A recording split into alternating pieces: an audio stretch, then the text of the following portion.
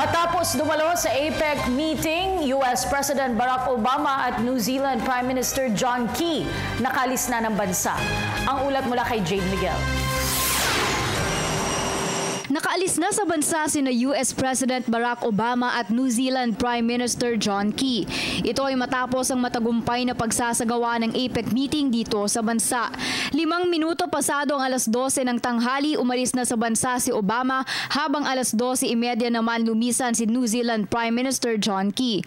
Sa pagtatapos ng APEC Economic Leaders Meeting at serya ng bilateral meetings, ilang kasunduan ang nangyari sa pagitan ng Pilipinas at mga kabilang na bansa sa APEC. Sa pagbisita ni US President Barack Obama sa bansa, nangako ng mas pinagtibay na alyansa si Obama sa ating bansa sa aspekto ng depensa at seguridad.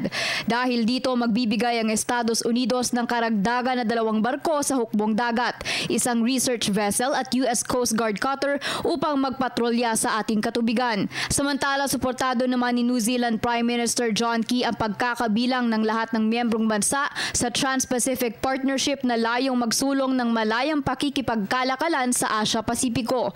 Ayon kay Key, naabot naman ng bawat bansa ang pamantayan ng TPP na itinalaga ng 12 bansang kabilang nito. Sa kasalukuyan, kabilang pa lamang sa TPP ang mga bansang New Zealand, Singapore, Brunei, Chile, Estados Unidos, Australia, Peru, Vietnam, Malaysia, Japan, Canada at Mexico.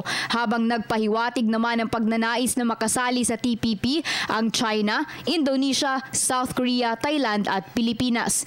Para sa APEC 2015, Jade Miguel, Telebisyon ng Bayan.